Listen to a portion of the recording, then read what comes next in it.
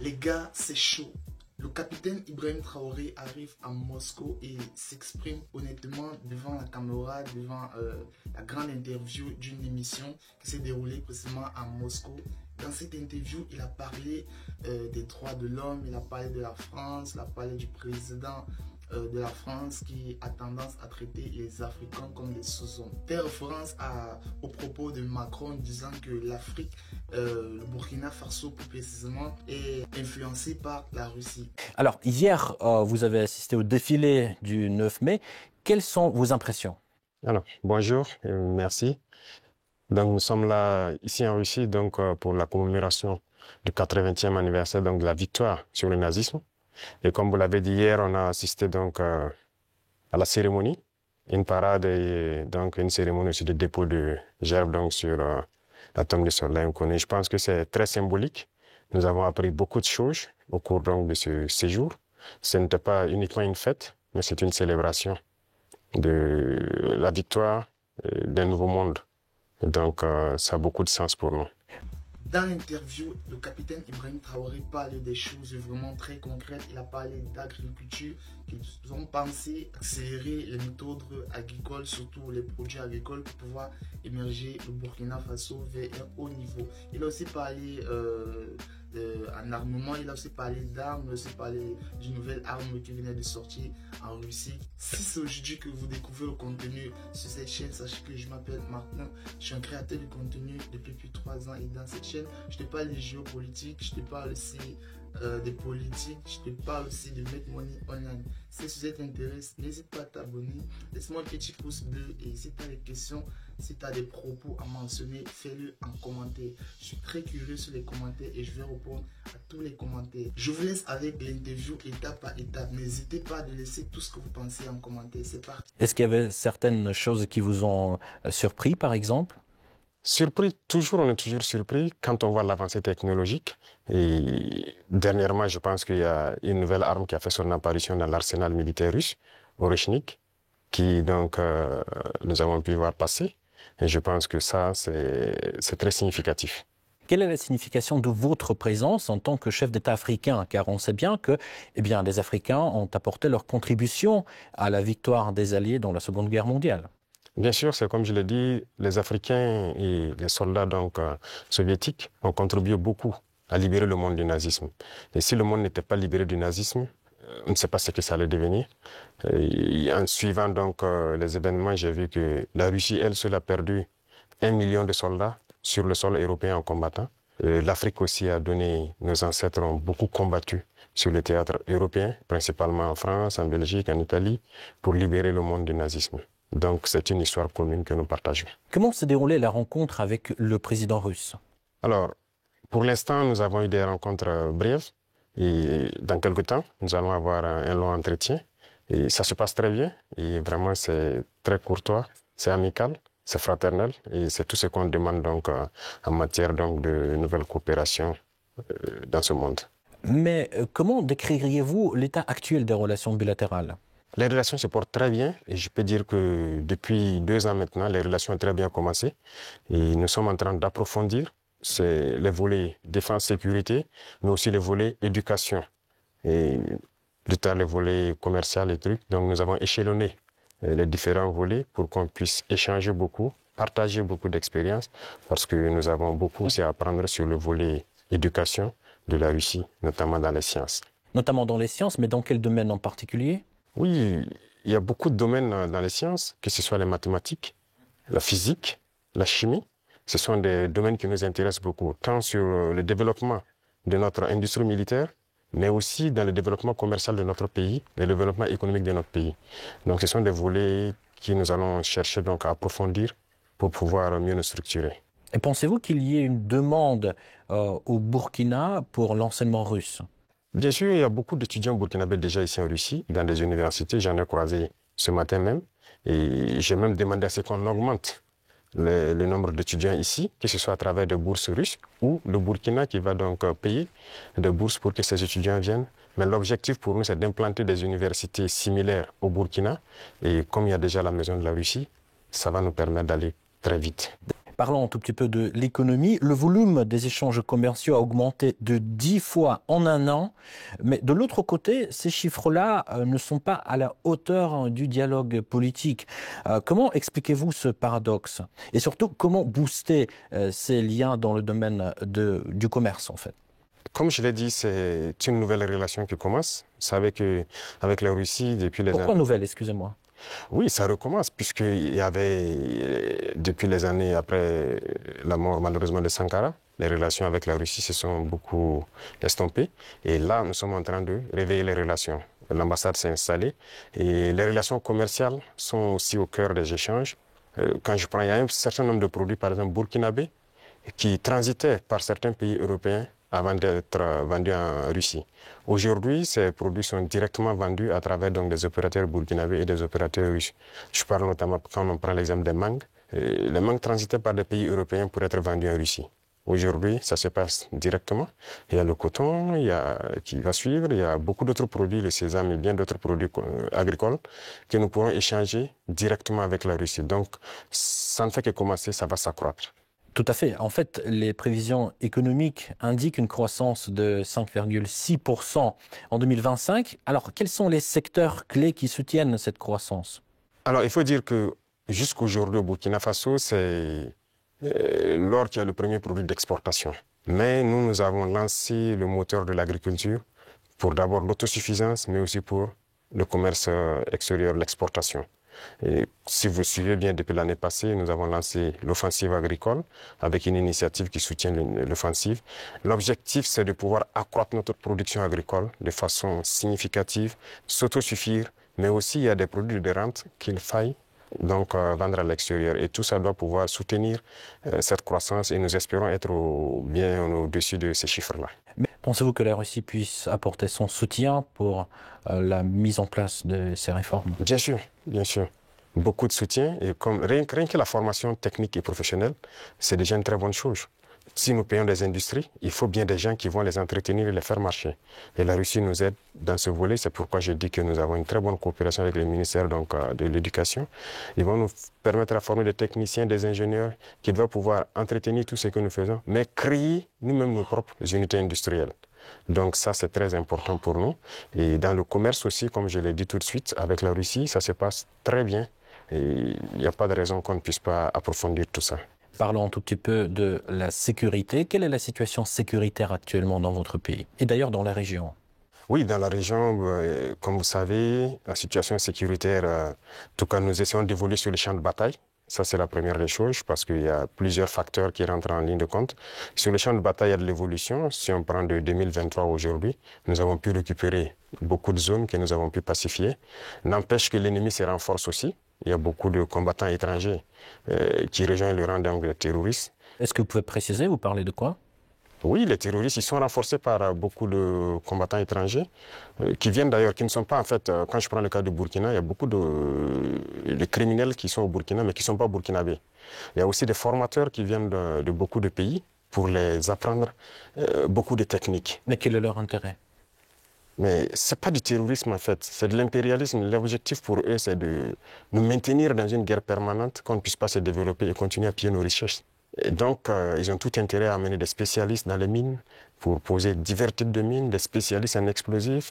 Aujourd'hui, les terroristes utilisent des drones pour faire le combat et tout. Donc, ce sont des professionnels venus donc, de certains pays qui viennent les apprendre tout ça. Tout ça, c'est pour continuer à nous maintenir dans une situation d'insécurité. Mais nous prenons la mesure de la chose, nous nous adaptons à chaque fois à leur mode d'action et nous continuerons le combat jusqu'à récupérer l'entièreté du Sahel. Y a-t-il des pays concrets qui financent ces combattants? Tous les pays impérialistes financent ces combattants. Voilà, ils sont nombreux. On ne peut pas les citer voilà, individuellement. Il y en a qui sont même cachés, qu'on ne peut pas imaginer. Mais ils sont nombreux. Ils sont nombreux. Il y a ceux qui ne sont pas cachés, qui le déclarent ouvertement. Je parle du récent scandale avec le soutien du terrorisme au Mali. Quel regard portez-vous sur ce qui s'est passé en fait au Mali? Oui, c'est malheureux, ils l'ont déclaré ouvertement, qu'ils soutiennent les terroristes. Et nous avons aussi pu remarquer effectivement, avec un certain nombre de technologies que les terroristes ont pu avoir, que ça vient d'eux. C'est malheureux, c'est très malheureux, mais Toujours est-il qu'on ne s'apitoie pas sur notre sort. Et nous avons pris la mesure de la chose, nous allons nous adapter, nous allons les combattre et ils ne pourront pas vaincre. C'est ça le plus important pour nous.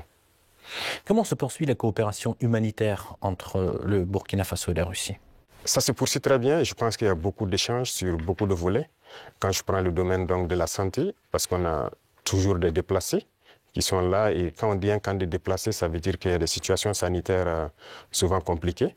Et je pense que les services de santé coopèrent bien pour pouvoir appuyer donc, les services de l'action humanitaire pour pouvoir avancer. Et vous avez suivi en 2023, je pense que la Russie a fait un don de blé au Burkina Faso.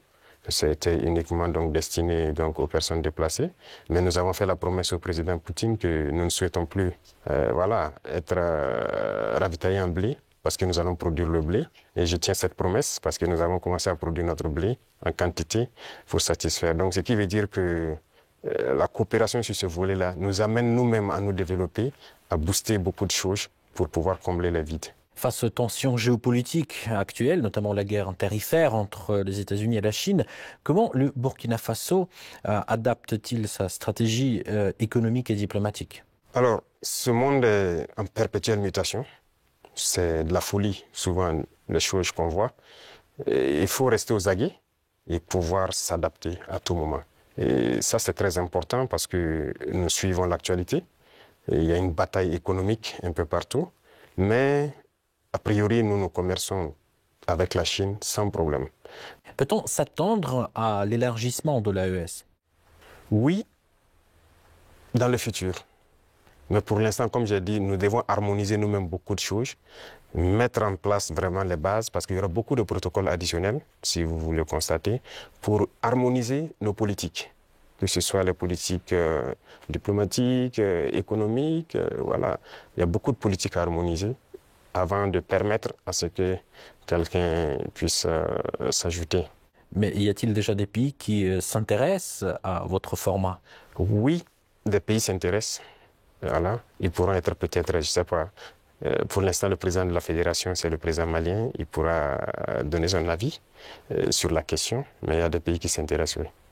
Comment vous expliquez la baisse de l'influence française dans la région? Pas uniquement dans le Sahel, mais aussi dans l'Afrique de l'Ouest, par exemple. Je pense que c'est eux-mêmes qui ont contribué à baisser leur influence, parce qu'ils ont une conception paternaliste voilà, de nos relations. Et vous voyez, quand vous prenez tout de suite tout ce qu'on fait, tout ce qu'on prend comme initiative, eh bien, c'est la Russie.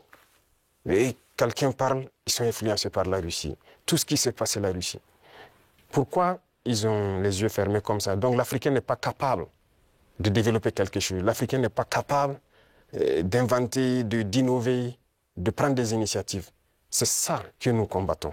Et tant qu'ils vont continuer de voir l'Africain comme ça, comme un sous-homme qui n'est pas capable de réfléchir, qui n'est pas capable d'innover, capable d'inventer, on ne pourra jamais être amis.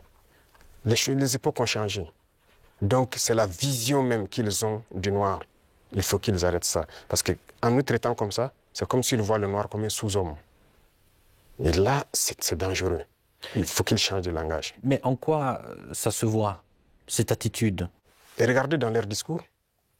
Regardez dans leurs discours. Même le président français, toujours dans ses discours, les jeunes Africains sont influencés par la Russie. Il le dit. Les médias occidentaux, vous les écoutez souvent. Ils ne passent leur temps qu'à mentir. Et regardez aujourd'hui l'AES qui est un modèle qui est en train de se dessiner. Ils ne peuvent pas se lever du matin au soir sans parler du Burkina ou parler de l'AES. C'est impossible pour eux. Et chaque fois, ils cherchent à envoyer des informations pour diviser, pour manipuler la jeunesse. Mais ça ne passe plus. Je pense que les gens sont assez conscients, les gens ont l'œil ouvert. Et vous tous, vous êtes victimes de ces gens-là, la communication. Ce qu'ils font, ce qu'ils disent sur la Russie et tout, on le sait. Jusqu'aujourd'hui, il y a des jeunes Africains qui ont les yeux toujours fermés, qui croient à leurs mensonges. Le récit de la Seconde Guerre mondiale. J'écoutais la dernière fois, quelqu'un disait qu'à la fin de la guerre, dans les 10 années qui ont suivi, si on demandait en Europe qui a gagné la guerre, les gens disaient c'est la Russie. Mais aujourd'hui, si vous demandez en Europe qui a gagné la guerre, ils vont dire que ce sont les Occidentaux. Par la communication, ils ont réussi à renverser l'histoire. Et l'histoire africaine aussi, ils ont tout manigancé pour faire passer les mensonges. Et ça fait que les jeunes Africains, certains ne connaissent même pas l'histoire de l'Afrique. Qu'est-ce que l'Afrique a fait? Certains ne savent même pas que nos grands-parents ont combattu, ont été mis à l'avant comme chair à canon. Et au retour, ils les ont tués comme des animaux. Est-ce que les gens savent que quand la France expérimentait sa première bombe atomique, ce sont des soldats noirs qu'ils ont mis à côté dans le rayon létal pour voir l'effet que ça fait? Sortons les archives. Tout ce qu'ils ont utilisé contre l'Afrique, c'est terrible. Donc il y a tout ça qu'il faut communiquer pour que les jeunes Africains comprennent, parce qu'il y a beaucoup encore endormis qui continuent de communiquer pour les impérialistes. Ce qu'ils leur disent de dire, ils le font. Peut-être parce que, voilà, ils leur donnent quelque chose, je ne sais pas. Mais l'Africain doit comprendre son histoire, se réveiller. Et donc c'est notre combat aussi comme ça. Quel est le rôle des médias dans ce combat, selon vous? Médias indépendants? De chez nous, vous voulez dire? Les médias devraient beaucoup participer à nous aider. Mais vous voyez que nos médias, même, il y a certains médias qui sont des médias impérialistes. Ils ne sont assis que lorsque les médias européens, lorsqu'ils disent quelque chose, et ils reprennent. Et ils accentuent. Il y a plein de médias dans nos pays qui combattent même les régimes comme notre régime. Et ils passent leur temps aussi à raconter les mêmes balivernes que les médias occidentaux racontent. Mais c'est honteux. Si des Africains se comportent comme ça, c'est très honteux. J'imagine qu'il doit avoir honte de se regarder à la glace le soir. Si tu es payé pour raconter des mensonges sur le noir, c'est très grave. Donc, on est en train de conscientiser. Au Burkina Faso, si vous voyez, actuellement, beaucoup de médias accompagnent la dynamique, participent à conscientiser la jeunesse à travers des débats et tout. Donc, c'est ce que nous souhaitons vraiment pour les médias. Pensez-vous que notre média puisse aussi jouer son rôle dans ce combat? Bien sûr, beaucoup. Il faut jouer un rôle très important parce que, vous savez, je l'ai dit en 2023 à Saint-Pétersbourg et je le répète encore aujourd'hui, la Russie a contribué à sauver le monde. L'Afrique a contribué à sauver le monde. Il faut le dire. Il faut que les jeunes le comprennent. Que tout ce qui se raconte dans les films Hollywood, c'est faux. Ce n'est que du mensonge. C'est la même chose. La guerre du Vietnam. Aujourd'hui, on voit, l'histoire est tronquée. Mais il faut communiquer. Vous voyez, moi, ils n'aiment pas que je parle. On trouve que je parle trop et tout. Pour que je me taise, pour qu'eux, ils parlent et que leur version passe. Non. Moi, mon plus grand regret, c'est d'avoir passé une bonne partie de ma jeunesse à écouter des radios comme RFI, France 24. J'ai été dans des pays où ces radios étaient fermées. Mais on prenait des applications, on enregistre leur journal pour écouter. Mais à partir d'un moment, il y a un déclic. Et je commence à comprendre qu'ils conditionnent nos cerveaux pour accepter ce qu'eux ils veulent. C'est leur narratif qu'ils veulent qu'on apprenne. Et depuis ce temps, moi, je commence à faire la part des choses et j'ai compris que c'est très dangereux ce qu'ils font. Et aujourd'hui, plus que jamais, je me rends compte qu'ils ont conditionné l'esprit, surtout des Africains. Donc, vous pouvez participer beaucoup à éveiller les consciences de la jeunesse pour que les gens comprennent comment fonctionne le monde et ne pas se laisser embarquer par ces gens-là. Ma toute dernière question, juste pour conclure sur une note positive, quelles sont les perspectives des relations entre la Russie et le Burkina Faso selon vous? Beaucoup de perspectives à venir. Et comme je l'ai dit, avec la parade que j'ai vue, je pense qu'il y a une très bonne coopération. Parce que c'est bien, actuellement, nous payons du matériel, mais il faut qu'on développe l'industrie militaire, par exemple. Et la Russie peut contribuer beaucoup. Et vous savez que la Russie, il y a beaucoup de scientifiques, de savants qui sont russes. La preuve, on vient de quitter dans l'université de Mendeleev. Ils peuvent nous accompagner beaucoup dans la formation pour aussi prévaloir, parce que chez nous, nous avons des jeunes talents, des génies qui arrivent à créer des choses, mais il leur manque l'apport mathématique, la science pour pouvoir améliorer ce qu'ils font. Et donc la Russie peut nous aider beaucoup dans ce domaine. Ça va nous aider sur le volet militaire, sur le volet industriel, parce que ce sont les machines qui font marcher le monde. Et aujourd'hui, la technologie qui est là, que ce soit l'informatique et les réseaux, la télécommunication et tout, sur ce volet, la Russie est en train de beaucoup collaborer. Donc, à l'avenir, toutes ces perspectives sont donc mises à l'ordre du jour pour que nous puissions donc voilà, arriver à un objectif certain que nous souhaitons. D'après ce que vous venez d'écouter, pensez-vous que la France aurait pu faire mieux que ce que la Russie est en train de faire actuellement pour la Russie si on les laissait une deuxième chance? Dites-le moi en commentaire. Si ce genre de vidéo vous intéresse et que vous aimeriez encore voir plus de contenu concernant les vidéos de géopolitique, je vous laisse cliquer sur une des vidéos qui s'affiche juste ici à l'écran où je parle aussi de géopolitique et j'espère que vous allez aimer. Ciao!